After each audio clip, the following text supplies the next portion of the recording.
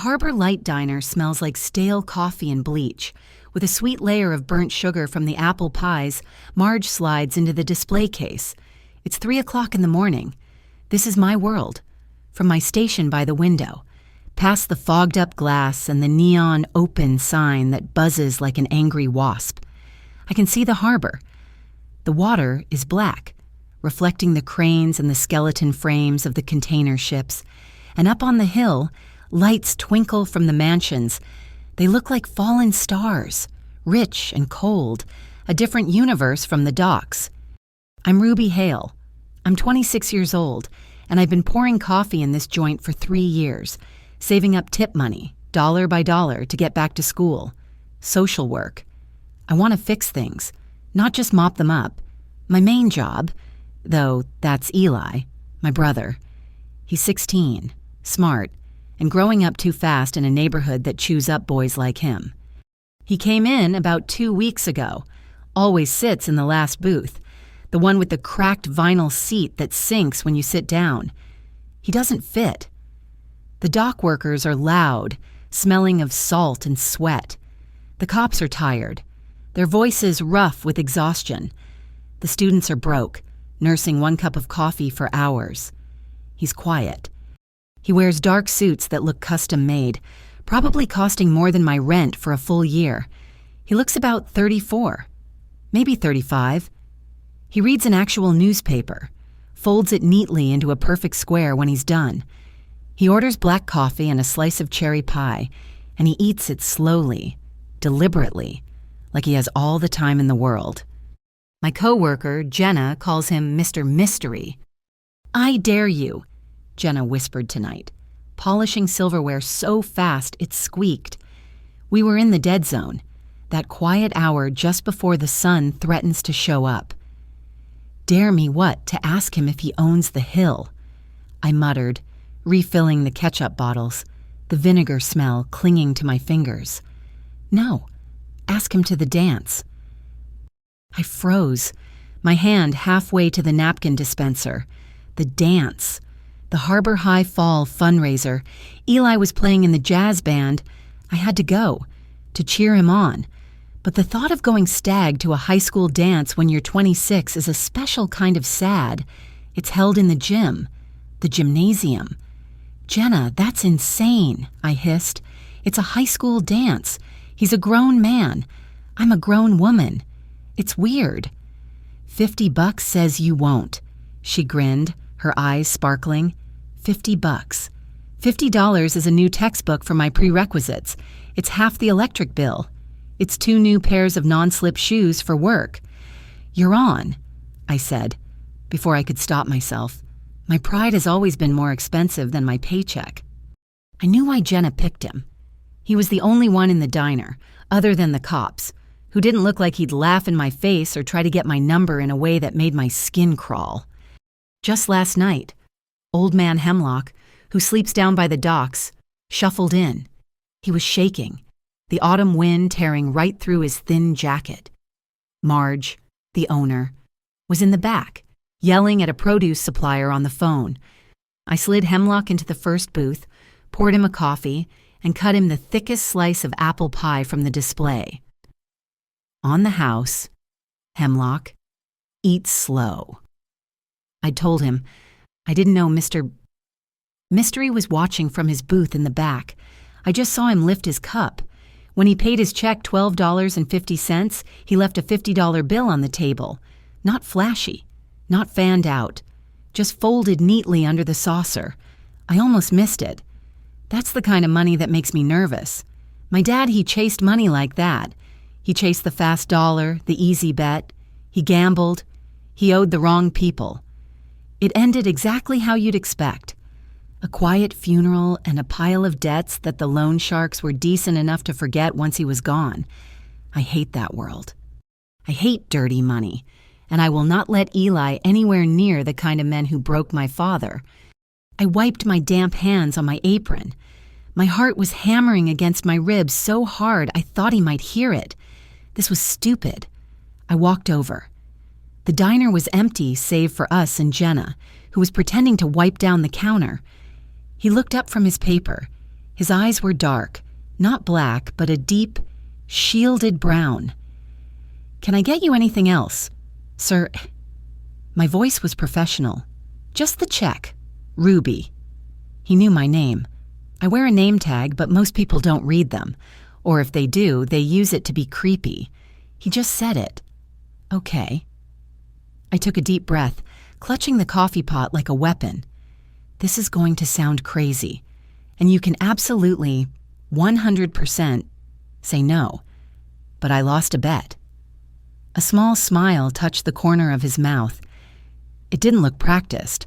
A bet. Yes. And the forfeit is I have to ask you if you'd be my date. He leaned back against the vinyl, arms crossed. He didn't look amused. He looked interested. "Your date?" "To a high school fundraiser dance." I rushed, the humiliation heating my face, making my neck itch. At Harbor High, this Friday, my little brother's playing in the band.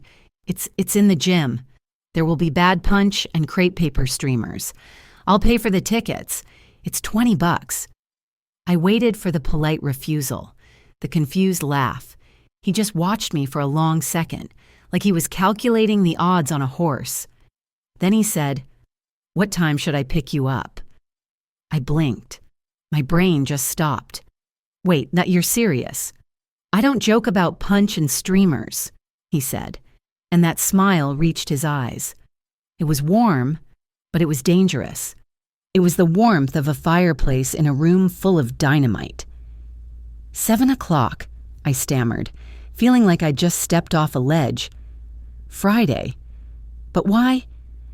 "I like apple pie," he said, standing up. He dropped a $20 bill on the table for his $4 coffee. "And I like people who honor their debts. See you Friday. Ruby." He walked out. The bell over the diner door jingled softly. Jenna was staring, her mouth open, a dish rag dangling from her hand. "Oh my God, Ruby, you did it." I just stared at the 20 on the table. I felt like I'd just lit a match I couldn't blow out. The city's been tense. You can feel it in the diner. The cops come in more often, looking grayer than usual. They talk in low voices about the North Side Kings, new crew, the rumors say. Not the old-style families, but rougher, pushing substances into neighborhoods they shouldn't be in. There are more patrols, random stops that make the dock workers furious. The newspapers, mystery reads. The headlines are all about escalating tensions and territorial disputes. It's the kind of background noise I try to tune out. Friday came too fast.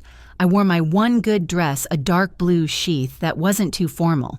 I felt ridiculous, like I was playing dress-up. At 7:00 sharp, a black car that looked like it belonged on the hill, not on my cracked pavement street, pulled up. It wasn't a flashy limo. It was a German sedan, heavy and dark and quiet. He'd introduced himself as Adrian when he called to confirm the address got out. He wasn't wearing the business suit, just dark slacks and a gray cashmere sweater that probably cost more than my car. He looked good. He looked out of place. "Ruby, you look lovely." "You're not so bad yourself," I said, trying to sound breezy. Ready for the gym. The gym was exactly as I'd predicted. It was loud, smelled of floor wax and teenage sweat and cheap pizza. Streamers drooped from the basketball hoops. A disco ball was leaking weak dots of light everywhere. Eli saw me, waved frantically from the stage where his band was setting up, and gave Adrian a confused, but impressed, thumbs up. We stood by the punch bowl, which was filled with a bright red, suspiciously fizzy liquid. It was awkward. I'm used to balancing 10 plates on one arm. I am not used to making small talk with a man who looks like he owns buildings. "So," I said, holding a plastic cup, "having fun yet?" "The ambiance is unique," he said, that dry humor again. That's when he showed up. Mark Prescott. His father owns half the shipping containers on the docks. Mark was a few years ahead of me in school and now spends his time managing his trust fund, which mostly seems to involve being a jerk. He was here because his family's name was on a cheap brass plaque by the door. He was already drunk, expensive cologne rolling off him in waves. Well, Ruby Hale, he sneered, his eyes raking over my dress. Working the event. Or did you finally find a date willing to slum it for a night? My face burned. Every kid in earshot turned. This was it. The public humiliation I'd been dreading. I came for the punch. Mark, I tried to say, but my voice cracked. Before I could shrink, before I could wither. Adrian stepped slightly in front of me. He didn't raise his voice. He didn't move fast. He just shifted, blocking Prescott's view of me. Mr. Prescott, isn't it? Adrian's voice was quiet, colder than the harbor wind. Mark frowned, trying to place him in his drunken haze. Do I know you? You know my associate, Mr. Bianchi, Adrian said. His voice was flat, without emotion. The one who handles your family's logistical insurances? The color drained from Mark Prescott's face. He went from beet red to dishwater gray in 1 second.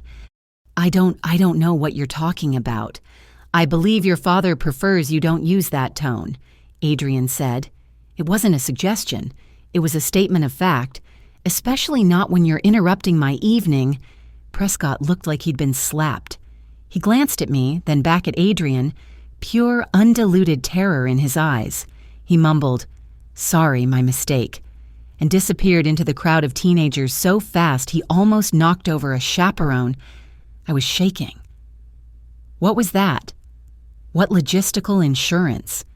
Adrian turned back to me, the ice in his eyes melting, replaced by that unsettling, focused warmth. Business. Don't worry about it. He held out his hand. I believe Eli's band is starting. Would you care to dance? But I wasn't looking at his hand.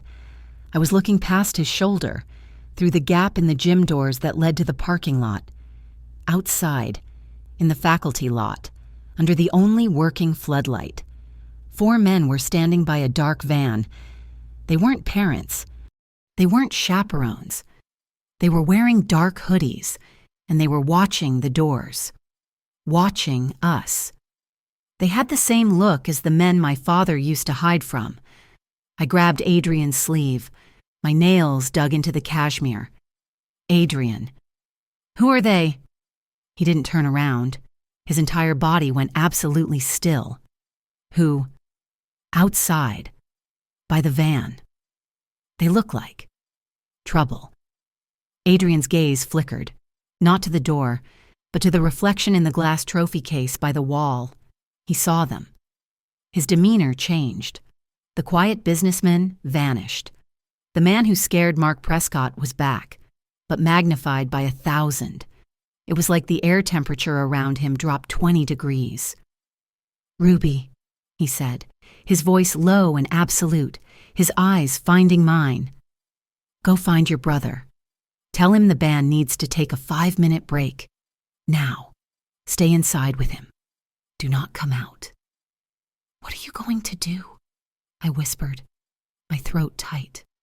I'm going to make sure the parking lot is secure for the fundraiser, he said. He straightened his sweater, a simple, formal gesture that looked terrifyingly final.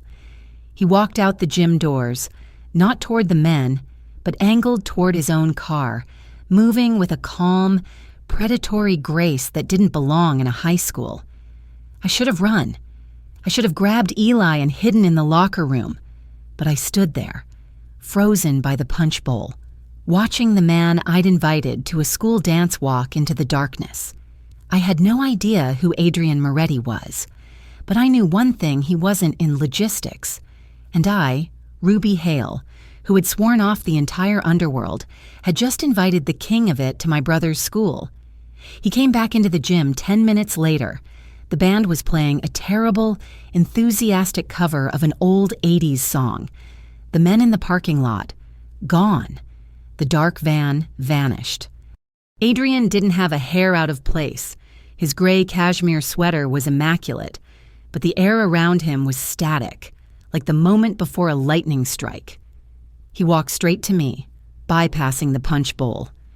"A false alarm," he said, his voice calm, but his eyes were scanning the exits. It seems they were looking for a different school. It was a lie, a smooth, perfect, expensive lie. I knew it. He knew I knew it. He drove me home in that silent, heavy sedan, the leather smelling like wealth and secrets. The 10-minute drive from the school to my apartment felt like an hour. I didn't ask what really happened. He didn't offer an explanation. He just walked me to my door, waited until I had my key in the lock, and said, "I'll call you. Ruby." It wasn't a question. I shouldn't have answered. Every rational part of my brain, the part that was saving for school, the part that protected Eli, screamed that this was my father's world. This was the exact darkness I'd sworn to avoid. But he called 3 days later, not a text, an actual call. "Walk with me." We didn't meet at the harbor light. We didn't meet anywhere near my neighborhood or his hill. We met on Pier 7, the touristy part of the harbor, after 10 o'clock at night. The air was cold, smelling of salt and diesel. We bought bad coffee from a vendor and walked to the end of the pier, surrounded by water and darkness. It felt safe. It felt clandestine. We talked. Not about the men in the parking lot. We talked about Eli's trumpet solo. We talked about my prerequisites for the social work program. He didn't just nod. He listened. He asked questions. He remembered the name of my sociology professor.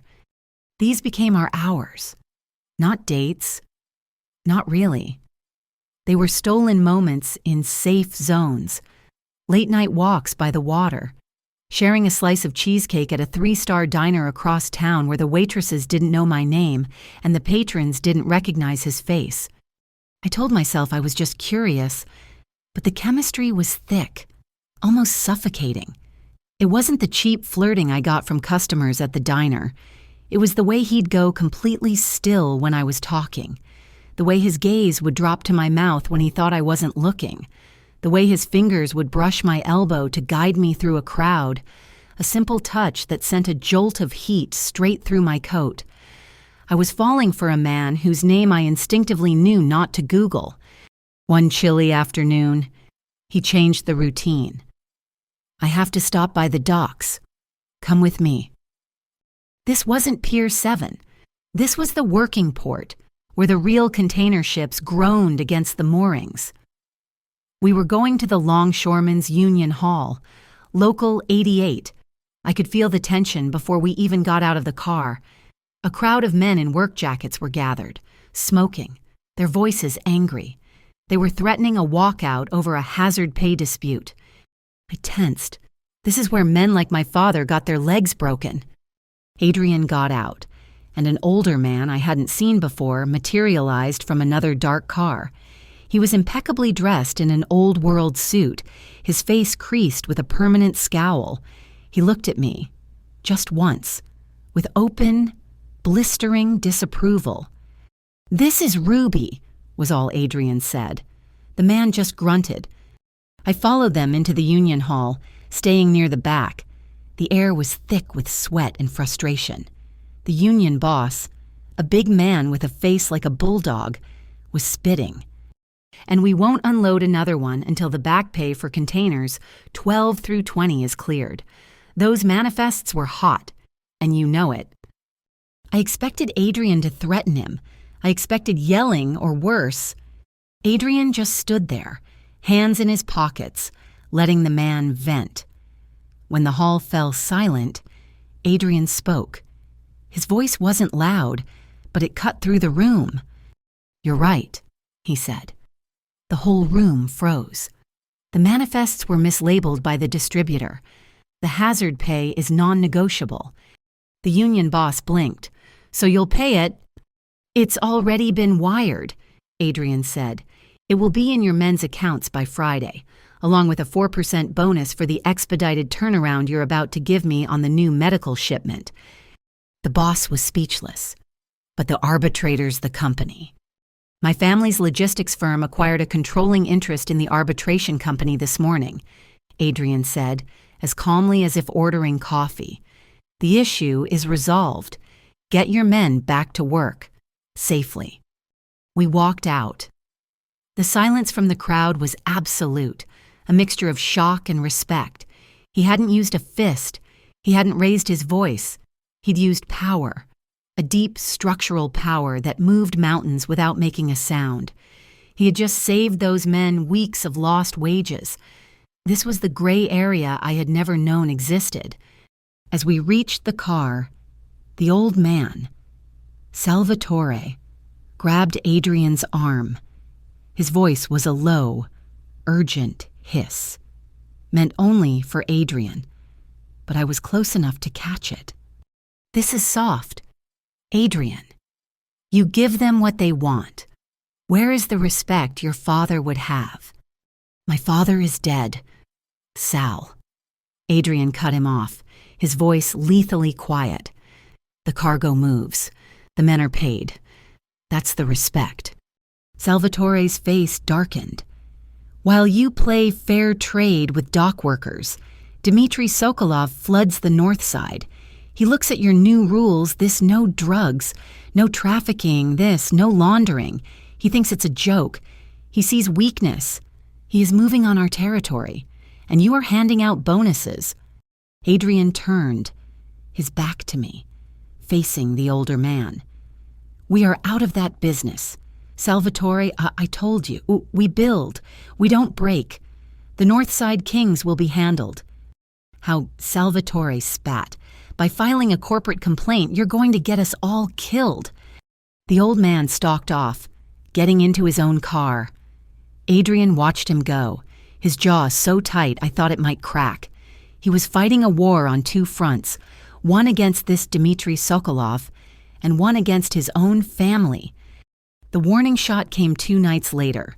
My phone buzzed on my nightstand, the vibration rattling the glass of water next to it. It was 4:30 in the morning. A text from Adrian. "Stay home today. Don't go to the diner. Call in sick. Stay with Eli." My blood ran cold. I did it.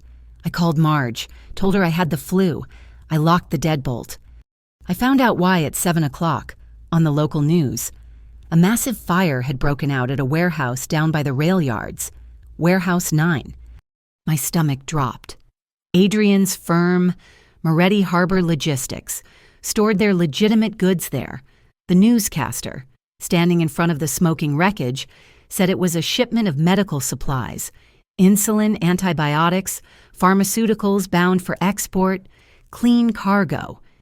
"The cause appears to be faulty wiring," the reporter said, "but investigators aren't ruling anything out. Fortunately, no one was injured." I met him that night, at our spot on Pier 7. The wind was brutal. He looked like he hadn't slept in 2 days. "It wasn't the wiring," I said. He stared at the black water. "No, they used a chemical accelerant. It was a message from Sokolov." "What message?" "He burned clean goods," Adrian said, his voice rough with a controlled rage I hadn't heard before. "He's telling me that if I won't play in the dirt, he'll burn my clean business to the ground. He wants me to escalate. He wants a war in the streets." I wanted to run. I should have run, but I just stood there, shivering. I tried to pull away. I really did. It was too much, too real. But then, the world shrunk. I went to pick Eli up from the public library, and I found him at a table in the teen wing. He wasn't studying. He was laughing, his head bent close to a girl. She was beautiful, maybe 20 or 21, with dark hair and a simple, elegant style that screamed prep school. She had the same quiet, intelligent eyes as Adrian. "Ruby! Hey!" Eli beamed, his whole face lighting up. "This is Maya. She's helping me with my calculus. She's, like, a total genius." My heart hammered. "Maya," I said, forcing a smile and extending my hand. "It's nice to meet you. Maya." "Castellano," she said, shaking my hand. Her grip was firm, her smile genuine. "It's a pleasure. Eli talks about you all the time. You're the one going for the social work degree, right?" Castellano. Adrian had told me that was his mother's maiden name. He was hiding his sister, hiding her in plain sight, letting her pretend to be a normal college student, a tutor at the public library. She was smart. She was refined. She talked about art history and her finals. She was the other side of his world, not the docks, not the old man, not the fire. She was the clean life he was trying to build, and I liked her instantly, which made everything 1,000 times more complicated. "You look like a ghost, hun," Jenna said, sliding me a coffee at the Harbor Light. I couldn't afford to miss more work. "You okay? Just tired?" "Tired or tangled?" she asked, her voice dropping. "You're still seeing Mr. Tall, dark, and dangerous, aren't you?" I just polished the counter. "Ruby," she said, stopping my hand. "Look at me. Cops were in here. Again. Not asking about you. Just asking. General questions. About the fire. About the North Side crew. This isn't just a rich guy. This is something else. Please. Be careful." She was right. I knew she was. I ignored Adrian's next 2 calls. I needed air. Then the letter came. It wasn't from him. It was from my community college. An official letter from the bursar's office. "Dear Ms. Hale, we are pleased to inform you that an anonymous donation has been made to the Social Work Scholarship Fund. As a promising student in the program, you have been awarded a grant of $10,000. $10,000. My vision blurred. It was my next 2 semesters. It was Eli's band camp. It was everything. The letterhead said the donation was routed through the Harbor Community First Fund, a nonprofit I'd never heard of, a clean one, registered and audited. I knew. I confronted him that night. He picked me up and I told him to just drive. We ended up on the Overlook, the high point on the edge of the rich neighborhood, looking down on the harbor lights, on my neighborhood. "The scholarship," I said, my voice shaking. He didn't look at me. He just watched the city. "It's a legitimate fund. It helps the community." "Don't," I whispered, the anger and gratitude and fear all choking me. "Don't you dare try to fix my life with money, especially not that kind of money." His head snapped toward me, his face hard in the dashboard lights. "It wasn't that kind of money. It was clean. It was from my dividends in the logistics firm. How can I know that? How can anything be clean in your world?" The panic I'd been swallowing for weeks finally boiled over. "My father died because of men like you, because of debts he couldn't pay." "Gambling," Adrian said, his voice flat. "No," I shouted, hitting the dashboard. "It wasn't the gambling. It was the interest, the 6 points a week loan sharks, the men who came to the house, who threatened to break his legs, the men who smiled and said they'd visit me and Eli next. He couldn't live with that. That's what killed him." I was sobbing now, ugly, angry tears. Adrian was completely still. He looked haunted. His knuckles were white on the steering wheel. "My father," he said, his voice so low I could barely hear it. "My father and Salvatore, they were the ones who brought that practice to this city 40 years ago. It was their bread and butter." I felt the blood drain from my face. I wanted to be sick. "When I took over," he continued, finally turning to look at me, his eyes full of a heavy, ancient pain. "It was the first thing I shut down. I broke the men who wouldn't stop. I shut it all down. 2 years ago. His past, my past, they were the same damn shadow. I should have gotten out of the car. I should have run and never looked back. But I didn't. I saw the man fighting the ghost, not the ghost itself. I can't. Adrian, I whispered, wiping my face. I can't be near that. I can't let Eli be near it. The fire, those men at the school, this Dimitri. He wants violence. Salvatore wants it too. They are pulling you back in. He reached across the console and took my hand. His skin was warm, his grip solid. Look at me. Ruby. I did. I will not be my father. I will not let this city be terrorized by thugs like Sokolov, and I will not use their methods to stop them. I need a promise, I said, my voice still shaking. I'm not stupid. I know who you are. But if I'm going to stay, if I'm going to see you again, I need your word. No violence, no dirty money, and no drugs, no trafficking. The rules you told Salvatore. I was asking a lion to promise he'd never hunt again. He held my gaze, his thumb rubbing the back of my hand. It felt like an hour passed. I am rebuilding the rules, he said, his voice raw with conviction. And I promise you, I will not cross those lines. I will protect this city, and I will protect you. My way. I wanted to believe him. God, how I wanted to believe him. But as I looked out at the city lights, I knew that Dmitry Sokolov and Salvatore Rizzo weren't playing by any rules at all. The promise I'd extracted from him, that new set of rules, felt as fragile as a spider web in a hurricane. The city was holding its breath. The quiet truce that Adrian had been trying to build, brick by clean, legitimate brick, was cracking. The first tremor wasn't a gunshot, it was a video. Eli found it. He was scrolling through some local social media feed on his phone, his brow furrowed. Hey, Rube, this is weird.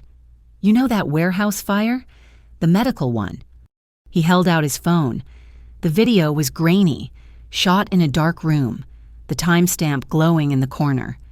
A man, his face hidden in shadow but his voice clear and thick with an accent I didn't recognize, was speaking. The old lions are dead, he sneered, the camera panning over what looked like a table piled with cash. And the new prince, he is a traitor. He thinks he can wash the family's name with soap and water. He forgets that our world is built on respect, on strength. He laughed, a short, barking sound. He sits on the hill and trades in paper, while we do the real work. The Northside Kings are not afraid of a ghost. This city is hungry, and we are here to feed it.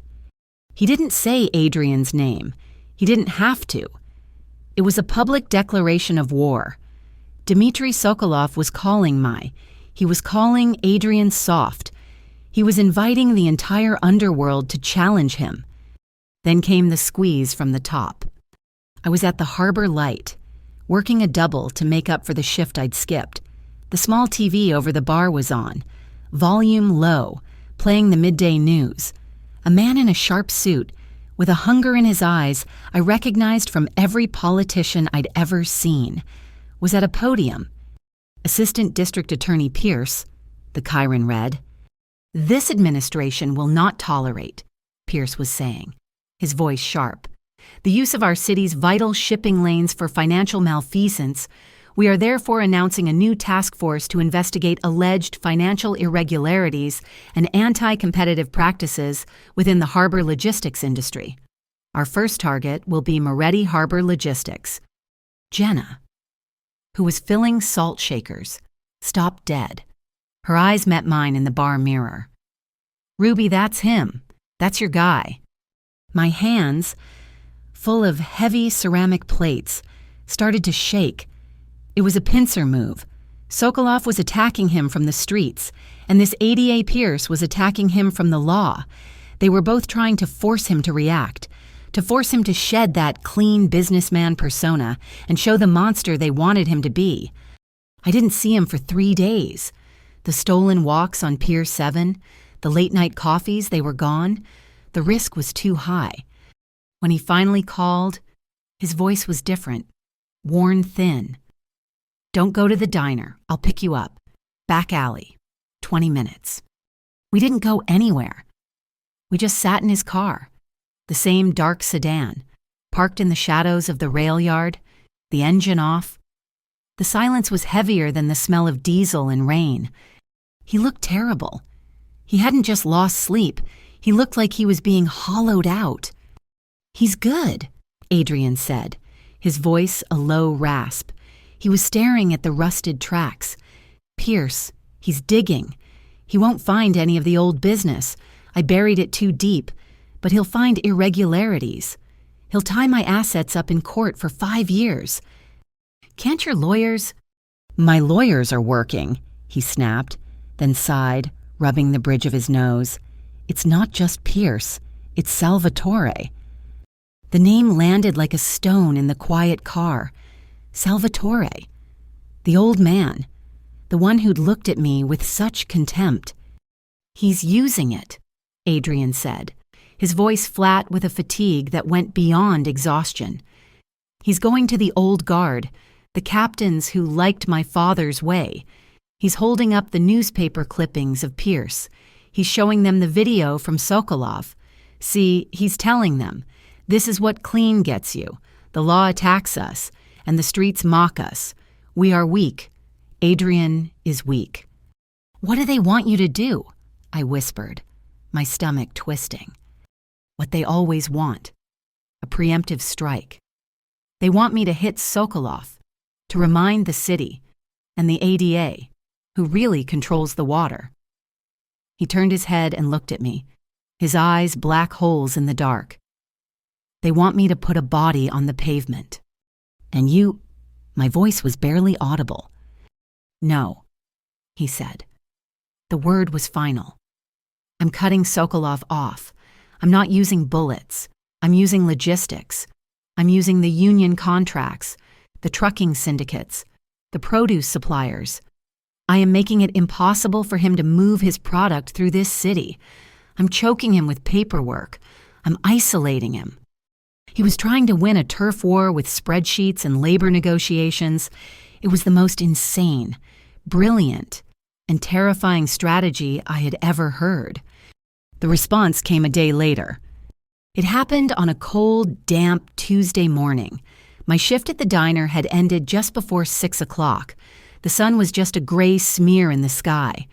I was in my car, a 15-year-old rattle-trap Civic that I hated, but which was all mine. I turned the corner off the main boulevard, onto the steep hill that led down to my apartment. I saw a garbage truck blocking the bottom of the street, its lights flashing. I pressed my foot on the brake. And nothing. The pedal went straight to the floor, soft and useless, just empty space. My heart didn't just stop, it evaporated. A surge of pure chemical ice flooded my veins. The car was picking up speed. The hill was steep. The garbage truck was getting closer. No. I pumped the brake. Nothing. I yanked the emergency brake. There was a high-pitched, metallic scream. The smell of burning brake pads filled the car. The rear wheels locked, and the car fishtailed, spinning. It hopped the curb, the chassis scraping the concrete, and smashed sideways into the chain-link fence bordering the community college parking lot.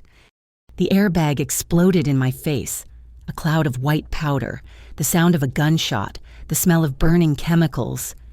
Then silence. I sat there, my hands shaking so violently I couldn't unbuckle my seatbelt. My ears were ringing.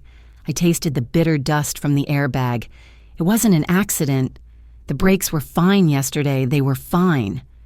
My first call wasn't to 911. That's what scared me the most. My first instinctive call was to Adrian.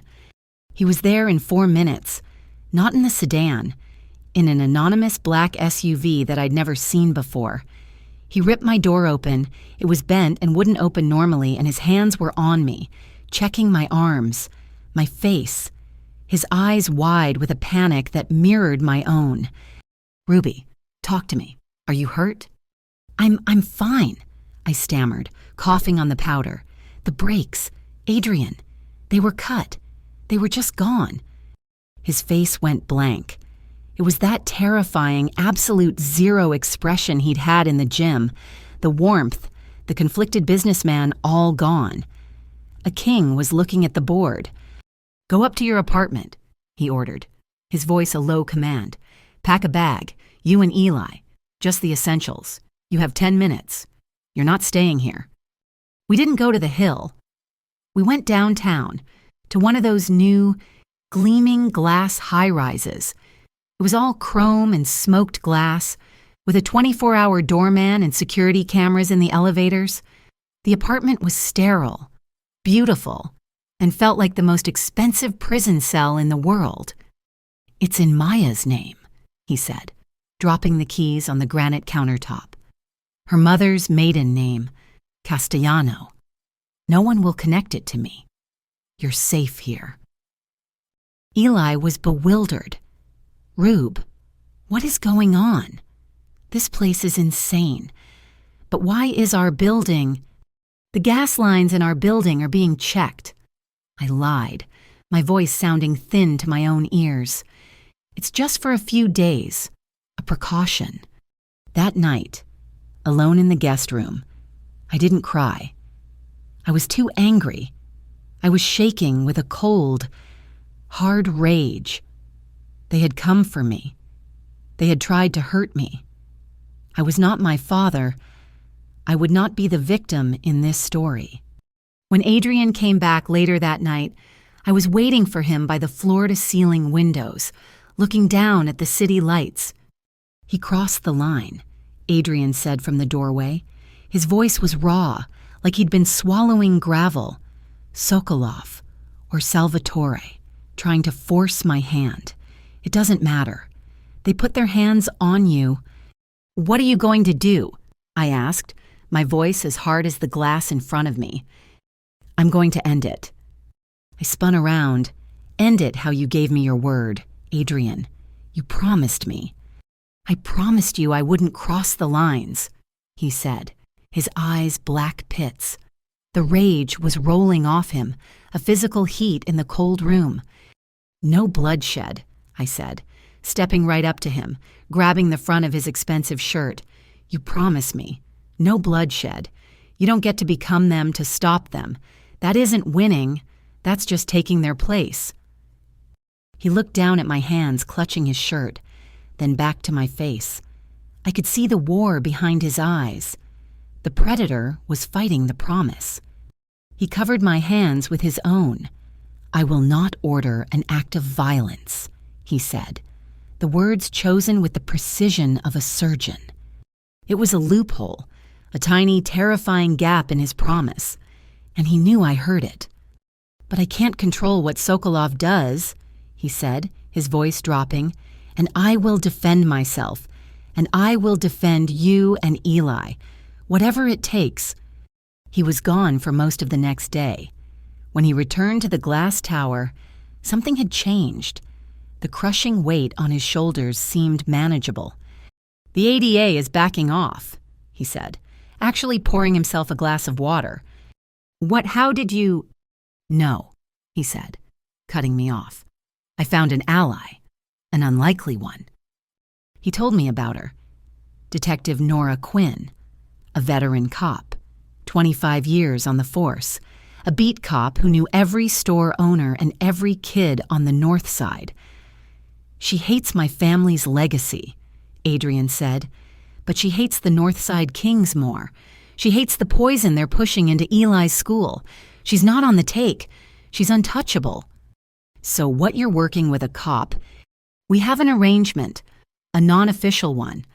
I provide her with anonymous, clean information, shipping manifests, transport routes, the real paper trail, nonviolent information she can use to get legitimate warrants and seize Sokolov's product before it hits the streets." And in return, I asked, hardly daring to breathe. "In return, she uses her 25 years of credibility to walk into the DA's office and tell him that Ada Pierce's task force is a political vanity project that's interfering with her real, active investigation. She's blocking him for me. She's giving me the room I need to breathe. He was using the law as a shield and a sword. I couldn't just sit in that apartment. I felt like a bird in a cage. Hearing about Quinn, about the schools, this was my world. Eli was my world. I wasn't a mobster's girlfriend. I was a social work student. This was my territory. I got on the apartment's high-speed internet. I called the PTA president from Eli's school, a woman I'd met at the disastrous fundraiser. I called my sociology professor. I started a community action group. We called it Harbor Parents for Safe Schools. I stayed anonymous, just an administrator. We built a simple website. We set up an anonymous tip line. We mapped, using community-sourced reports, the areas around the high school where the dealers were active. We organized a real neighborhood watch. We were fighting back. I was using my training, not with fists, but with community cohesion. I wasn't a victim. I was organizing. I told Adrian what I was doing. I expected him to shut it down. "Ruby," he said, looking at the map I'd made, his face a mask of awe. "This is brilliant, but it's dangerous." "So is driving my car," I shot back. "No, I mean it's working." He was right. Our little tip line got a major hit. An anonymous parent, terrified, reported an address. An abandoned ice skating rink by the old shipyard, just a few blocks from the school. They were using it as a transfer point, storing the product there before moving it. I was ecstatic. "We have to tell Quinn this is it." I called Adrian to give him the address. The line went silent. A heavy, dead silence. "Adrian, what is it? This is the one we've been waiting for." "Ruby," he said, his voice dangerously tight. "That rink. The Harborfront Ice Palace. I know it. It's owned by a shell corporation, one of my father's old ones. It's my property." The blood in my veins turned to ice. "What?" "It's a trap. Ruby. It's too easy. Sokolov knows I've been choking his supply lines. He knows about you, about the community group. He wanted you to find this. He left a trail. He's not putting his product there. He's putting me there. He wants me to come. He wants a confrontation on my property to make me look dirty. So we tell Quinn she raids it, and she'll find nothing," he said, his voice harsh with frustration. "It'll discredit her. It'll discredit me, and it'll make your Safe Schools group look like a pack of hysterical fools. He wins." I sank onto the expensive leather sofa. He was trapped. "But I have to go," he said quietly. "No," I shouted. "Adrian, it's a trap." "I know. But he's not just trapping me. He's challenging me.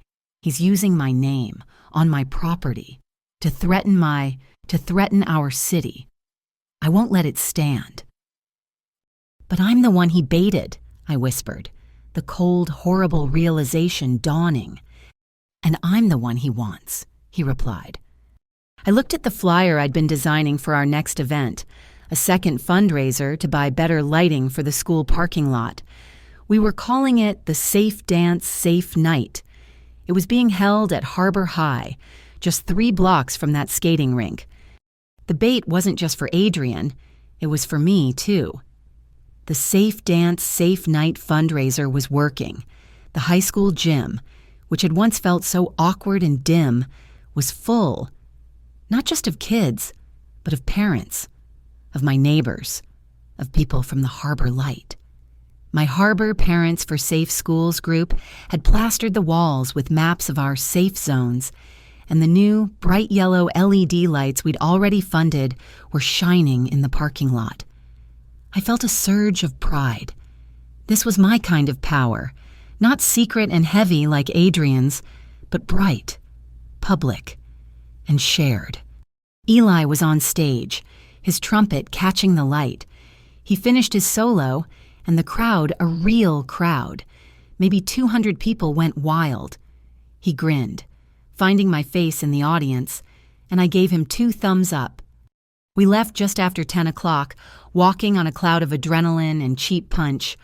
"That was awesome, Rube," Eli said, carrying his trumpet case. You fixed the school." "We're getting there," I said, zipping up my jacket against the sharp November chill. The high school was only 5 blocks from our apartment, but our route took us past the dark, looming shape of the abandoned harborfront ice palace. I hadn't told Eli it was a trap. I hadn't told him Adrian thought it was meant for me. We were under a flickering streetlight when the van, a dark blue cargo van with no side windows, screeched to a halt beside us. The side door slid open with a sound like a guillotine. "Eli, run!" I screamed, shoving him with all my strength toward the street. 2 men grabbed me. They were fast. I didn't even have time to swing. Hands like steel traps on my arms, a greasy-smelling hand clamped over my mouth. I heard Eli's trumpet case crash to the pavement. I heard him shout my name, a sound of pure terror. But he was fast. He'd been a track kid. He stumbled, regained his balance, and he ran. He didn't try to fight. He just ran, pulling his phone from his pocket as he sprinted into the darkness. He knew who to call. He knew to call Maya. I was thrown into the back of the van.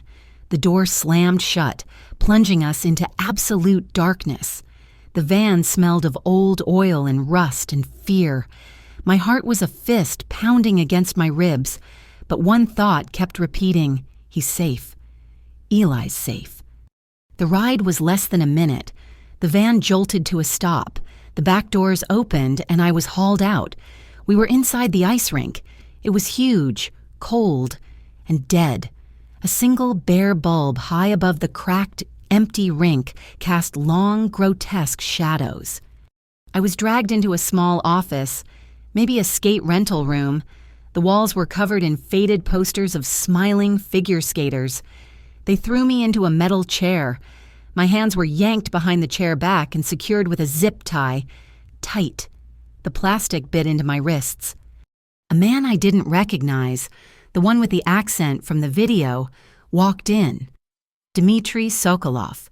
He was shorter than I expected, but he vibrated with a wiry, unstable energy. He circled me like a hyena. "So," he said, his voice a low sneer, "this is the prince's new weakness, a waitress. He gives up the old ways for this. Pathetic." "Let me go," I said. My voice didn't shake. I was too cold, too angry.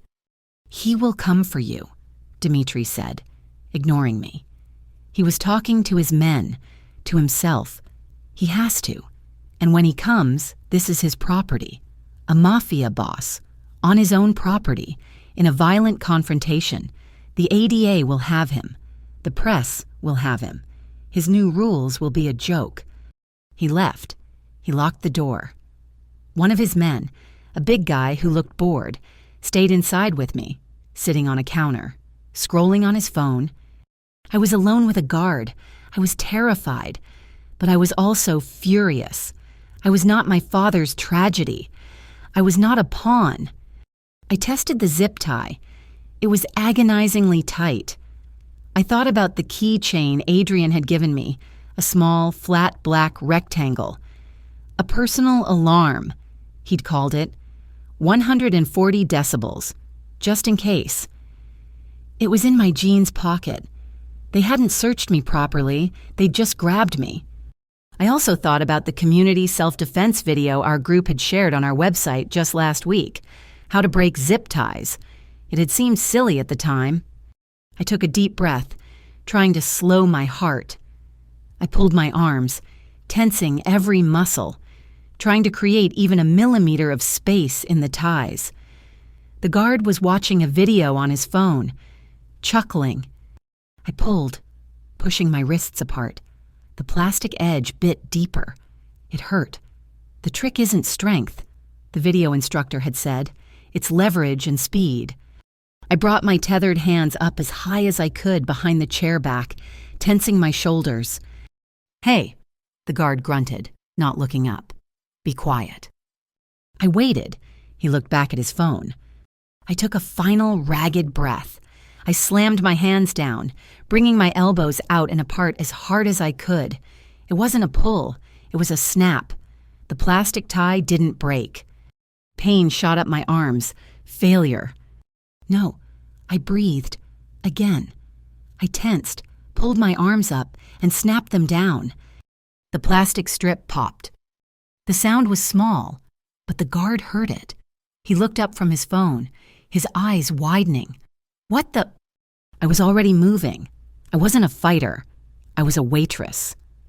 I shoved the heavy metal chair I'd been tied to straight into his legs. He howled, more in surprise than pain, and stumbled backward, his phone clattering to the floor. I didn't try to hit him. I scrambled for the door. It was locked from the outside. He grabbed the back of my jacket. I spun, my free hand diving into my pocket, my fingers closing around the small black alarm. I ripped it out and jammed my thumb down on the button. The sound that erupted was not a noise. It was a physical assault, an ear-splitting, 140 decibel digital shriek that filled the tiny room, echoing off the tile and glass. The guard screamed, clapping his hands over his ears, his face contorted in agony. He recoiled, giving me the 1 second I needed. I didn't run for the locked door. I ran for the other door, the one leading to the rink. I burst through it and didn't stop. I ran into the vast, dark bowl of the arena, my feet slipping on the cracked floor. The alarm was still screaming in my hand, a beacon of pure, technological panic. "Stop her," I heard Dimitri yell from somewhere above me. I ducked behind a set of rotting bleachers. My heart was going to explode. The alarm was deafening, but it meant they couldn't hear me moving. And then I heard another sound. The main doors to the rink, the ones from the lobby, groaned open. Dimitri. Adrian's voice. It wasn't a shout. It was a command. It cut through the wail of my alarm. I clicked the alarm off. The sudden silence was terrifying. "Moretti," Dimitri's voice echoed from the high catwalks. "You fool, you came alone." "I came unarmed," Adrian said. I peeked through the slats of the bleachers. He was standing in the center of the rink, hands at his sides, his dark coat open. He was alone. "It's over. Dimitri, let her go." "It's over for you." Dimitri laughed, a high, manic sound. "My men are—" His voice trailed off. His phone was buzzing. I could hear the vibration from here. "Your men." Adrian's voice was calm, conversational. "You mean the ones at your real warehouse. The one on 2nd Street Detective Quinn is probably finishing the inventory right now. I imagine Ada Pierce is quite pleased with the legitimate bust. Or are you talking about your drivers, the ones who were all just picked up on outstanding warrants? You're cut off. Dimitri, you have no product, no transport. And as of 5 minutes ago, the IRS just froze every asset tied to your shell corporations. Tax evasion. It's so much cleaner than murder." Silence. I could feel Dimitri's rage from across the arena. Eli's call had been the signal. The moment Adrian knew I was taken, he hadn't come to rescue me with guns. He'd unleashed his real army lawyers, a determined cop, and the IRS. Salvatore had probably wanted a war.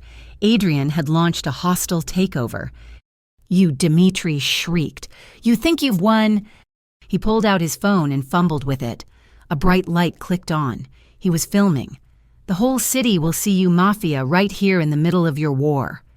He was live streaming. "I have your woman, I have you," he screamed at the phone. "This is Adrian Moretti. He's the plague.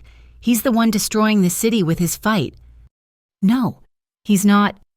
I stepped out from behind the bleachers. The phone's light swung to me. I was shaking, my wrists raw, but I was standing. "He's the one stopping you." Dimitri had the camera on both of us now, a mad grin on his face. Look, the happy family. Adrian didn't look at me. He didn't look at the phone. He just looked up into the darkness where Dmitri was standing. "I never denied what my family was," Adrian said, his voice resonating in the cold air, carrying to every corner of the rink and to every person watching that tiny, shaky screen. "I'm just not you. I'm not the one pushing your poison into high schools. The old ways, your ways, they're done. I choose the new rules." "Lies," Dmitri shouted, but his voice was thin. He was watching his own live stream, watching the comments scroll by. And the comments, they weren't for him. He's right. The dealing at Harbor High is way down. That's the girl from the Safe Schools group. That's Adrian Moretti. He's the one who funded the new lights. Sokolov is the one who burned the medical warehouse. Quinn just made the biggest bust in a decade. This guy is a thug. My community group, my neighbors, they weren't seeing a mafia boss. They were seeing the man who had helped them take their school back. Dimitri's last desperate card was a bust. No, he stammered, his power evaporating. The main doors burst open again. This time, it wasn't one man, it was 12. Blue uniforms, heavy vests. Detective Nora Quinn was in the lead, her weapon drawn, her face like granite. "Dmitri Sokolov," she yelled, her voice the law, pure and simple. "You're under arrest for kidnapping, assault, and multiple counts of trafficking." Dmitri dropped his phone. It clattered down onto the rink floor, the screen shattering, the live stream ending. He was trapped. His product was gone. His money was frozen. His name was mud, and the cops were at the door. Adrian hadn't broken his promise. He hadn't used a fist. He hadn't ordered a single act of violence. He'd just changed the rules, and he'd won. The silence in the SUV on the way back to the glass tower was louder than the wail of my alarm had been.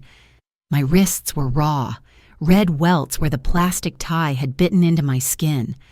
Dmitri Sokolov was in Nora Quinn's custody. It should have been a victory, but I sat in the passenger seat, shaking, the adrenaline draining away, leaving a sick, cold dread in its place. Adrian hadn't said a word. He was driving, his knuckles white on the steering wheel, his jaw a ridge of granite. He wasn't relieved. He was furious. "It wasn't him," he said, his voice quiet, slicing through the tension. We were at a red light, and the first flakes of snow, fat and heavy, began to drift down, illuminated by the streetlight. "What?" I whispered, my throat dry. "Adrian. He confessed. He had me. Nora." "He had you, yes, but he didn't cut your brakes. Ruby, Sokolov is a thug. He's an animal. He uses fire and intimidation. He doesn't sabotage cars. That's old world. That's family." A new, colder fear settled over me. "What are you saying?" "I'm saying Sokolov was a pawn. He was the distraction. Someone else, someone smarter, wanted him to draw me out, wanted me to break my promise." He pulled into the garage of the high-rise. The wind was picking up, howling around the concrete pillars. Before he even cut the engine, his phone buzzed. He looked at the caller ID. "Maya." He answered it, his voice tight. "Maya, I'm with Ruby. She's safe." I heard her voice, thin and hysterical, crackling through the phone. "Adrian, no, it's not. I found it. Oh God. Eli." My heart stopped, not slowed. It just stopped. "What about Eli?" I yelled, grabbing for the phone. Adrian's face went white. He held up a hand to quiet me, his eyes locked on the windshield. "Maya, slow down. What did you find?" I could only hear his side of the conversation. It was tense, brutal. "What messages?" A long pause. He closed his eyes. He was talking to Sokolov the whole time. Another pause. The warehouse fire, the brakes, it was him. He ordered it. "Adrian," I screamed, my voice shredding. "Who?" He looked at me, his eyes dead, all the warmth he'd ever shown me gone, replaced by an abyss. "Salvatore," he breathed. He put the phone on speaker. Maya was sobbing. "He never trusted your new rules. Addie, he thought you were weak. He was using Sokolov to force you to act, to make you become him. Your father. He wanted a war to restore tradition." I just intercepted his last message. From 5 minutes ago. "Read it, Maya," Adrian commanded, his voice shaking with a rage I had never heard. "It says the Sokolov gambit failed. The girl is free. The prince is still soft. We move to the failsafe. The brother is at the high school, cleaning up. Bring him to the docks. Use the old protocols. The boy disappears. We break her. We break the prince. We restore order." I didn't make a sound. I just opened the car door and threw up onto the concrete floor of the garage. Eli. He was targeting Eli. He was trying to break me to break Adrian. "He's still at the school," I choked out, wiping my mouth, the acid burning my throat. "The dance. He was helping the chaperones clean." Adrian was already out of the car. We didn't wait for the elevator. We ran for the stairwell. When we burst out into the lobby, the doorman was staring wide-eyed out the massive glass doors. It was no longer snowing. It was a whiteout. A full-blown blizzard had materialized from nothing. The wind was so strong it was rattling the heavy revolving doors. A flash freeze. A bomb cyclone. The Weather Channel had warned about it, but no one had believed it. "Sir, you can't," the doorman started. Adrian was already on the phone with Nora. "Nora, the arrest at the rink was a diversion. The real threat is Salvatore Rizzo. He just ordered a hit on Ruby's brother, Eli Hale. He's at Harbor High. Now." I heard her voice, tinny and urgent. "Rizzo. My God, Adrian. The city is shutting down. The bridges are closing. The streets are sheets of ice. I'm coming from downtown, but I might be 30 minutes out. Do not." "I can't wait," he said, and hung up. He grabbed my hand. "We're taking the SUV." The drive was a nightmare. The streets were gone. There was just a swirling vortex of white. Cars were already abandoned, spun out at bizarre angles. The city was in total chaos. The SUV, heavy as it was, skated on the ice. "We're not going to make it," I sobbed. My hands braced against the dash. We can't see." "Yes, we can," Adrian said. He wasn't the calm businessman or the cold king. He was something else. He was a man with one singular purpose. He wrenched the wheel, turning off the main road, down a narrow, unplowed alleyway that I didn't even know existed. We scraped a dumpster, the sound of metal screaming, but he didn't slow. "When I was 16, he said, his eyes scanning the impossible, snow-blind landscape. "My father, he didn't trust me with the business, but he made me run logistics, groceries, supplies, in all weather. He said if I could deliver produce in a nor'easter, I could do anything." He was driving by memory. Not the memory of a boss, but the memory of that 16-year-old delivery boy. He cut through a gas station, bypassed a 5-car pileup by driving over a median, and navigated a labyrinth of back alleys that were sheltered from the worst of the wind. He was using the ghost of his past to protect our future. We fishtailed into the Harbor High parking lot. The new LED lights we'd funded were trying, but they were just dim blurs in the hurricane of snow. "He's in the gym," I said. They were locking up. We ran.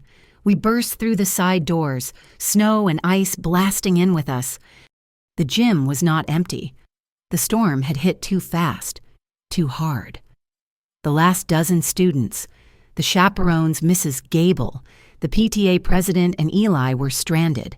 They had blankets from the nurse's office and were huddled near the stage.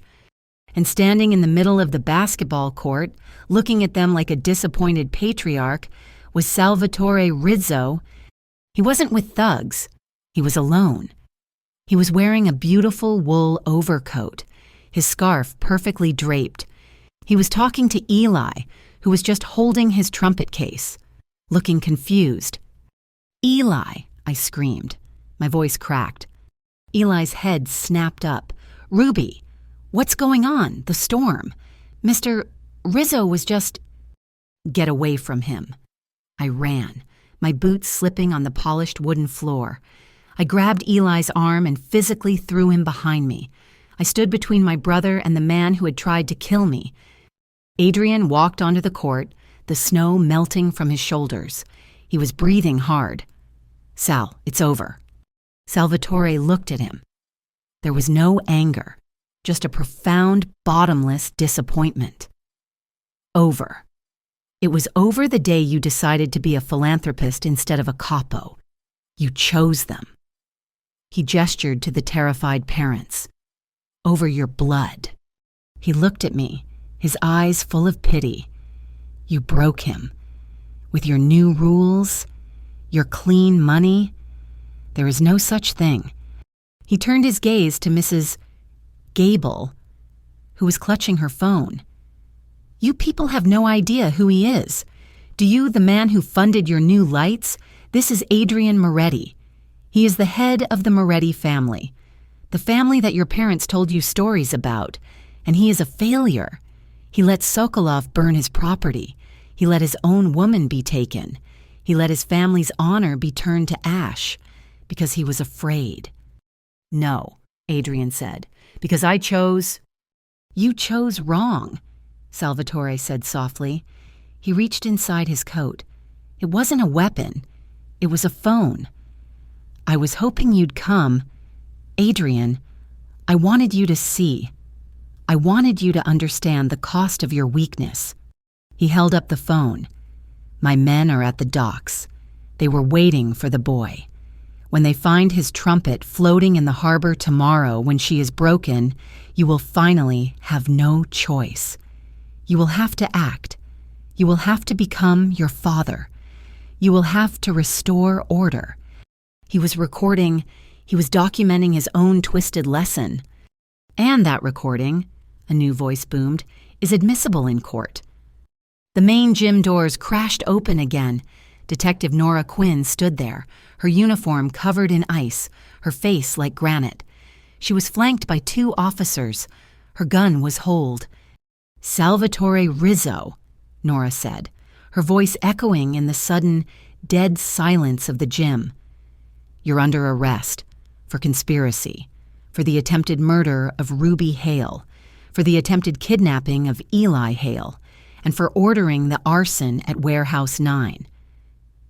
Salvatore's face didn't change. He just looked tired. "You have no proof, detective. Just the ramblings of a dying man. I have the encrypted messages Maya Moretti pulled from your server," Nora said, stepping forward. "I have the full audio file of your call to the men you hired to cut Ms. Hale's brakes. I have this recording. It's over. Sal, the old way is done." Salvatore looked past her, at Adrian. He wasn't looking at a victor. He was looking at a tragedy. "He'll get you all killed. Detective, this city needs a king, not a committee meeting." He turned, and with the dignity of a fallen emperor, he held his hands out to the uniformed officers. "Be gentle with the cuffs. The cold makes my joints ache." He was gone. The gym was silent. The only sound was the wind screaming outside, rattling the windows, a soundtrack to our new reality. We were trapped. All of us. The storm had turned the gym from a party to a shelter, and from a shelter to a courtroom. Mrs. Gable, the PTA president, was pale, staring at Adrian. Mafia attempted murder breaks. All the eyes in the room, the chaperones, the kids, Eli, they all turned to us. They were looking at Adrian, the man who'd bought them lights, and they were looking at me, the woman who had organized the bake sale. This was it, the precipice. Adrian looked at the small crowd, my community, my neighbors. He didn't flinch. He didn't make an excuse. He let out a long, ragged breath and stepped forward into the center of the basketball court. "My name," he said, his voice quiet but carrying to every corner, "is Adrian Moretti. And what Salvatore said, it's true. My family, my father, he was the man you feared. His world was built on shadows and violence. It's the world that created men like Dmitry Sokolov. It's the world that Salvatore just tried to bring back." The parents pulled their children closer. "I have spent the last 2 years," he continued, his voice raw, "trying to destroy that world, trying to build something clean, trying to use my family's power for good. I failed to protect you from the echoes of my father's past. I failed to stop Salvatore before he reached for Ruby and for Eli." He looked at me. "I am not my father." They all turned. They looked at me. I was the tiebreaker, the woman from the diner, the social work student. They trusted me. My knees were shaking. This was the moment. My father's ghost was in this room, and so was Adrian's. I walked away from Eli. I walked across the polished floor, the sound of my own footsteps loud in the silence. I walked right up to Adrian, and in front of my neighbors, I took his hand. It was ice cold.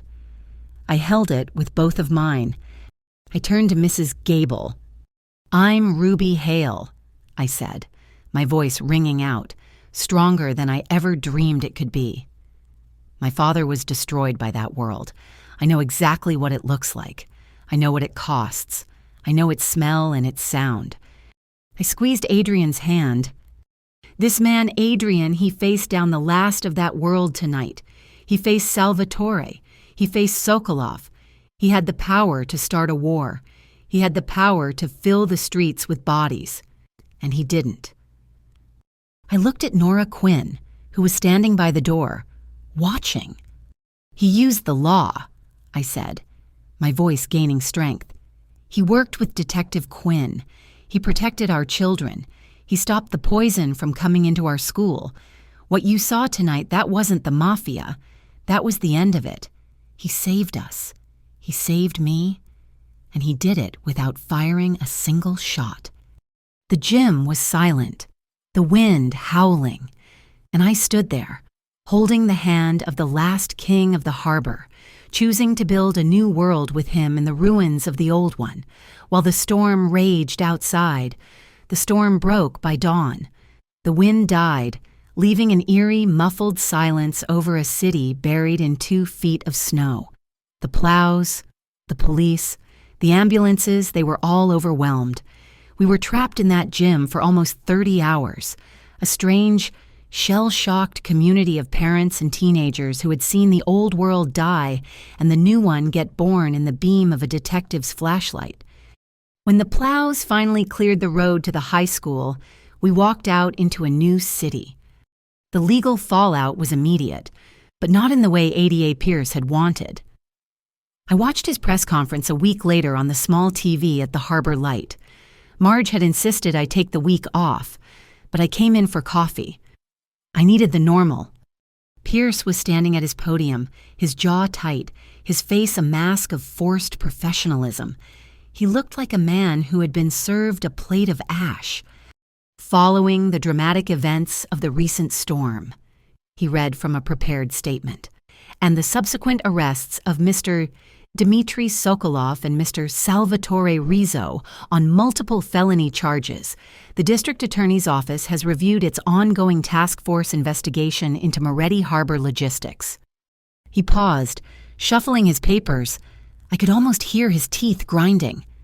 "While we have found insufficient evidence," he said, the words sounding like poison in his mouth, "to pursue criminal charges related to financial malfeasance or violent activity against Mr. Adrian Moretti, we are not closing the book." This was his one small victory. "Effective immediately," Pierce announced. The DA's office is petitioning the court for full civil oversight of all Moretti family holdings. We will place their operations under a microscope to ensure that the new rules Mr. Moretti has so publicly claimed to espouse are, in fact, reality.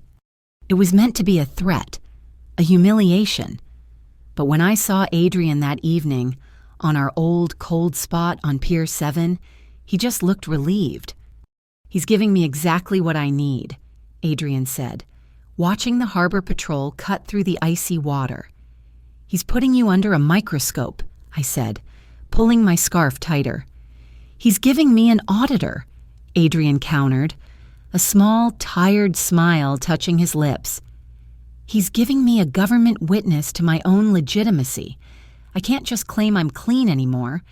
Pierce is going to prove it for me." He had accepted the oversight. He was welcoming the light. My own life, however, had just gotten incredibly public. After my speech in the gym, I wasn't just Ruby the waitress anymore. I was the woman who stood up. Mrs.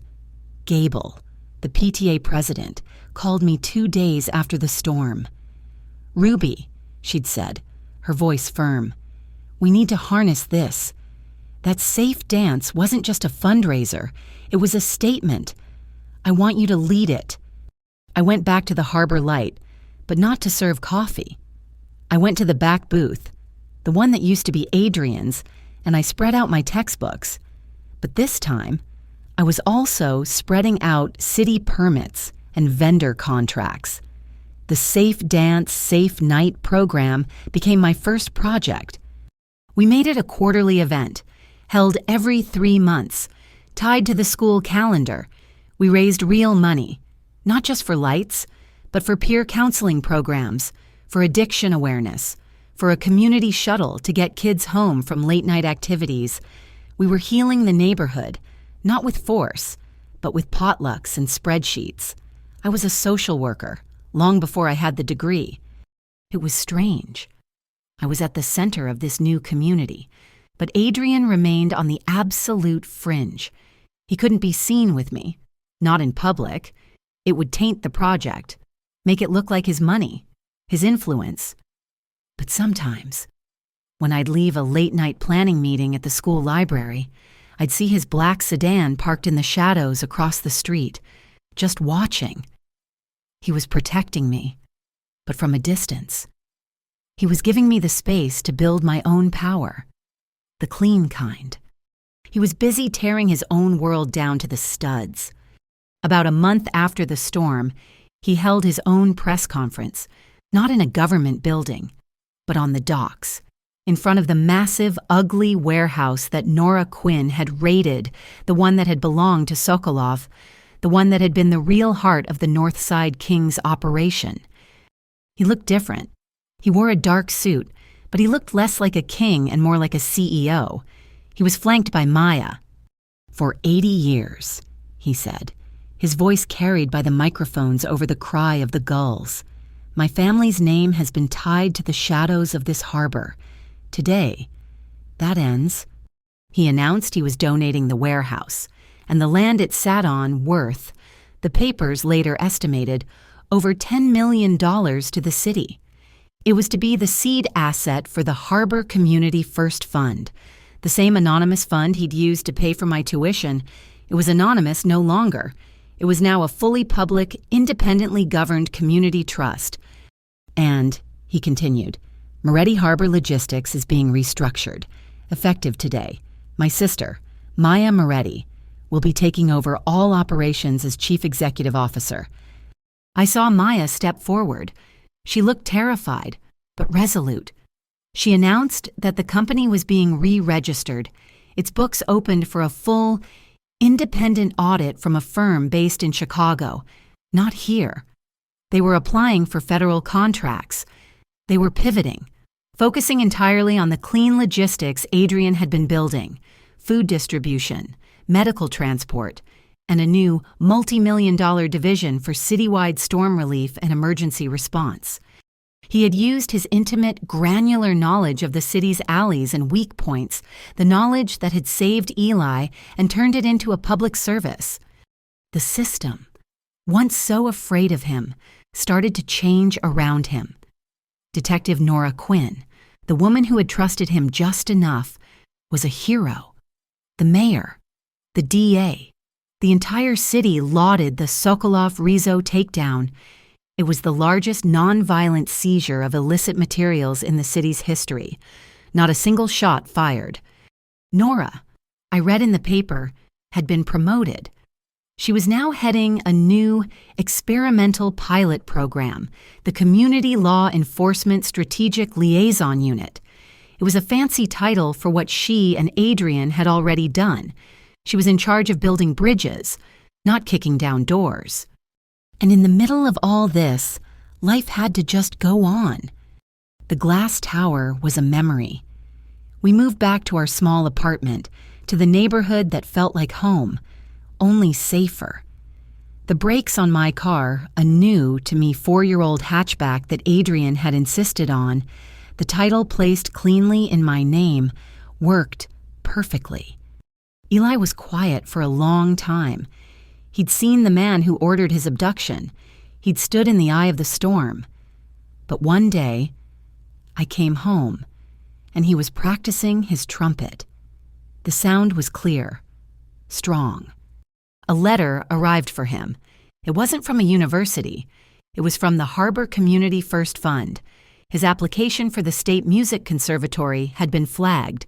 The fund was offering him a full 4-year scholarship for extraordinary community service and artistic promise. His hands were shaking when he held the letter. He looked at me, his eyes full of questions. "It's not from him, Eli," I said softly, and I knew it was the truth. "It's from the fund, the one I help run, the one the city owns. It's clean. You earned it." He accepted it, and I walked back onto the campus of Harbor Community College. I paid for my tuition from my tips at the Harbor Light, which I still worked, 3 shifts a week, because I needed that ballast. I walked into my first Introduction to Social Work lecture. I sat in the back row. The professor was talking about systemic dysfunction and community resource allocation. I looked at my notes, at the theories on the page. I'd lived it. I'd stared systemic dysfunction in the face, in a cold, dark ice rink. I'd reallocated a community's resources from a high school gym. I wasn't just a student. I was a survivor. I was a builder. That night, I met Maya for coffee, at a neutral place. Not the diner, not the hill. She looked exhausted, but she was glowing. "He's really gone. Ruby," she said, stirring her latte. "He's Adrian. He's in the office, but he's just advisory. He's teaching me the roots, the old roots, but he won't make a decision. He's forcing me to lead." "You're the CEO." I smiled. "I'm the CEO," she repeated, tasting the word. "The books are open. The IRS loves us. The city just gave us the primary contract for snow removal."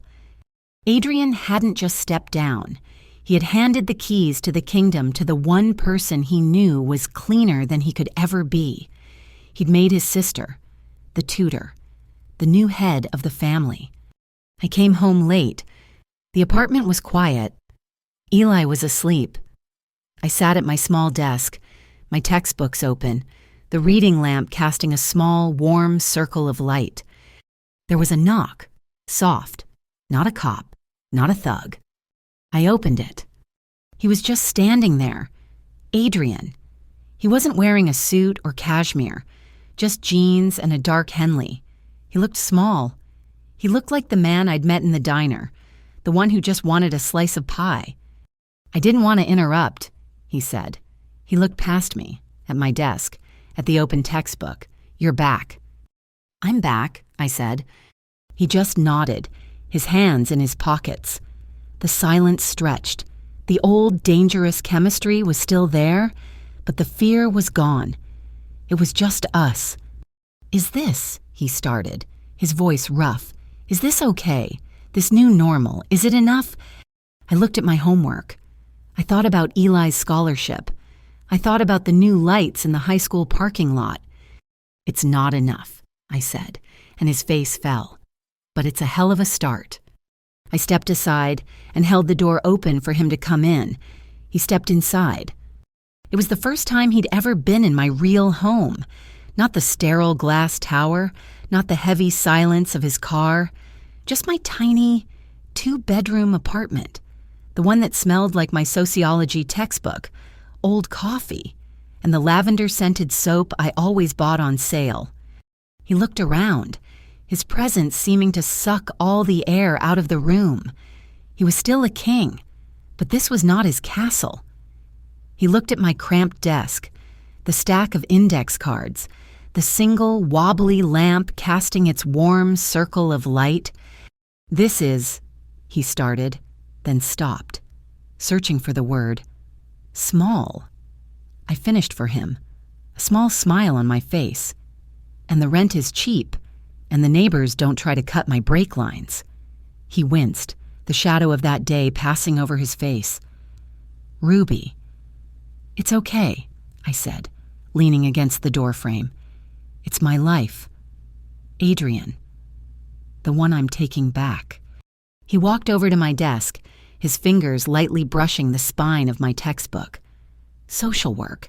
You're really doing it." "I'm really doing it. Someone has to." He turned to me, and the distance between us was no longer about bodyguards or secret meetings. It was just the 3 feet of worn carpet separating a man and a woman who had, against all odds, survived the same fire. "Is it really?" he asked, his voice low, referencing the last thing I'd said before I let him in. "Is it a hell of a start?" "It is," I said, "but it's just that, a start." He stepped closer. The old, familiar hum was still there, the static electricity I'd felt in the diner, but the danger, the metallic taste of fear, was gone. He slowly lifted his hand, not to my arm, not to my hand, but to my face. His thumb, warm and slightly rough, brushed my cheek. It was a gesture of such profound, quiet tenderness it almost broke my knees. "I missed this," he whispered, though this had never really existed. "Just you, not the crisis, not the community leader, just Ruby." "I'm right here," I said, my voice barely a breath. He leaned in, his forehead resting against mine. We just stood there, in the circle of my lamplight, breathing. It was enough. Spring came. The city thawed, and the new normal, as Adrian had called it, solidified. The ice melted, and the harbor was clean. The change was everywhere. I was standing on a stage, but it wasn't the makeshift one in the gym. I was at Harbor Community College, squinting into the bright June sun, wearing a borrowed cap and gown. They had asked me, the woman who still hadn't finished her degree, to give the commencement address to the graduating class. I looked out at the crowd of faces. I saw Eli, his trumpet case in his lap, home from his first semester at the conservatory. He was beaming. I saw Maya, in a crisp business suit, looking every inch the CEO, waving at me, and in the back, leaning against an oak tree, was Detective Nora Quinn, her arms crossed, a small, approving nod on her face. Adrian wasn't there. It was still too public. Too soon. His name was still a headline. I cleared my throat, my hands shaking on the podium. "I used to think," I said, my voice echoing over the lawn, "that this city was divided. The hill and the harbor. I thought power was something only people on the hill had. I thought it was a weapon. I thought it was a fist. I told them about my father. I told them about the cold. I learned something this year." I continued. "I learned it in a high school gym in the middle of a blizzard. Power isn't about the fist you can raise. It's about the hands you can hold. It's not about the harm you can do. It's about the ability to protect someone, your community, your family without doing them harm. That's the only power that matters. That's the only power that lasts.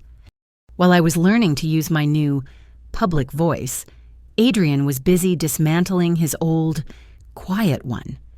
Maya told me about the meeting. It was the last one, the real last one.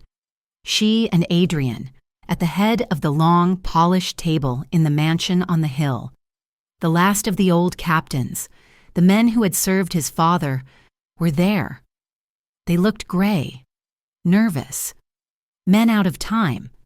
Maya said Adrian didn't speak. He just slid a stack of papers to each of them. It wasn't a suggestion. It was a contract. The Moretti Family Ethics Accord. It was a legally binding document, drafted by a team of lawyers from Chicago, the same ones who audited the logistics company. It was simple. Article 1, zero tolerance, no narcotics, no trafficking, no laundering. Article 2, no initiated violence. And then, the final, terrifying line. Article 3. Any family associate found in violation of Article 1 or 2 will not be handled. They will be turned over, with all supporting evidence, to the jurisdiction of Detective Quinn's Strategic Liaison Unit. It was a declaration of surrender. He was formally, legally, giving up the shadows. He was telling them, "We are clean, and if you are not, I will be the one to hand you to the law." The old ways were done. My life settled into a rhythm. School, the community fund meetings, my shifts at the Harbor Light. I kept them. I needed them. I needed the smell of burnt coffee and bleach to remind me where I came from. One afternoon in July, I was wiping down the counter when a young woman sat down on one of the stools. She was maybe 22, with bright, sharp eyes, and she was definitely not from the harbor. She ordered a black coffee and pulled out a notebook. "You're Ruby Hale," she said. It wasn't a question. "I am," I said, sliding the coffee to her. "My name is Sarah Jenkins. I'm with The Atlantic. I'm doing a story on what my editor is calling the Harbor Miracle. On the reintegration of power. How a crime family pivots to a public utility. How a community activist that's you managed to build a bridge to the hill and defuse a turf war without a body count."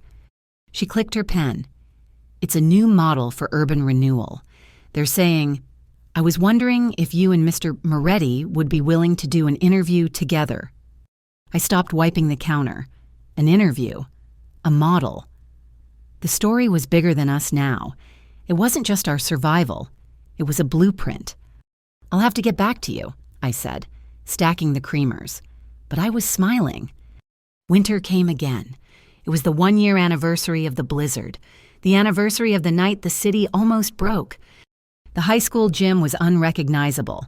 It was no longer a gym. The school district, using a massive grant from the Harbor Community First Fund, had officially renamed it the Harbor Community Center. It was the 4th quarterly Safe Dance, Safe Night of the year. It was packed.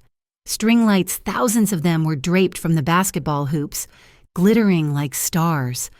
The bad punch was gone, replaced by tables of food donated by every restaurant in the neighborhood. And on the stage, Eli was playing. He wasn't with the high school jazz band. He was leading his own trio, 2 friends he'd brought home from the conservatory. The music was smooth, complex, and filled the room with a warmth that had nothing to do with the heaters. I was standing by the door, just watching, when he walked in. Adrian. He wasn't wearing a suit or cashmere. He was wearing the same jeans and Henley he'd worn to my apartment. He walked into the crowded room, and this time, nobody flinched. Mrs. Gable, the PTA president, waved at him from the bake sale table. Detective Quinn, in civilian clothes, raised her cup of coffee to him from the corner. He wasn't the mafia boss. He wasn't the ghost. He was just Adrian, Maya's brother, the guy who sponsored the new snowplow. He walked straight to me.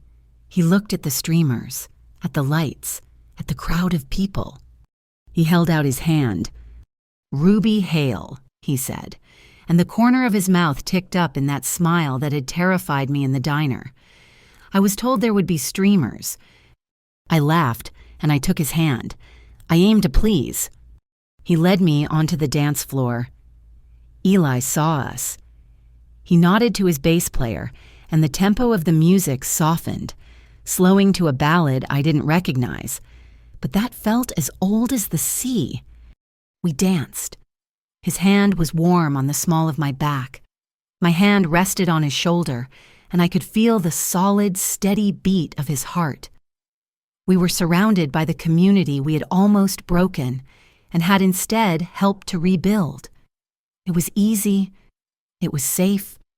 "You know," he whispered, his voice low, his lips near my ear. "This whole thing started because you needed a date for a dance." "I know," I whispered back, my cheek resting against his chest. "I lost a $50 bet to Jenna." "I'd like to raise the stakes," he said. I pulled back, just enough to look up at him. His eyes were serious, that old intense focus that had once terrified me, but the coldness was gone. It was just devotion. "This," he said, gesturing with his free hand to the room, to Eli, to the people. "This life, this hell of a start we've built, I want it to be permanent." He took a slow breath. "I don't want to be your date for the dance. Ruby." My heart stuttered. "I want to be your date for everything else, forever." It wasn't a question. It was a statement, an oath. The same way he'd rebuilt his family. He was rebuilding our future. I looked at this man, the king who had given up his crown, the delivery boy who knew the alleys, the man who had faced down his own ghosts and mine. I looked over his shoulder at my brother, safe and brilliant and thriving on the stage. I looked past them both, through the high gym windows, at the fat, gentle flakes of snow that were beginning to fall, covering the old, dark city in a layer of clean, quiet white. I rose up on my toes, looped my arms around his neck, and said, "I think I can agree to those terms." And I kissed him. It wasn't a kiss of desperation or fear. It was a promise. It was the closing of one book and the opening of another. It tasted like coffee and cold air and the rest of my life. Thank you so much for listening to this story. I'm curious. Where in the world are you listening from? Let me know in the comments so we can connect, and please share your thoughts. Don't forget to subscribe to my channel, Mafia Boss Stories, like this video, and give us your support by hitting that hype button so this story can be heard by even more people.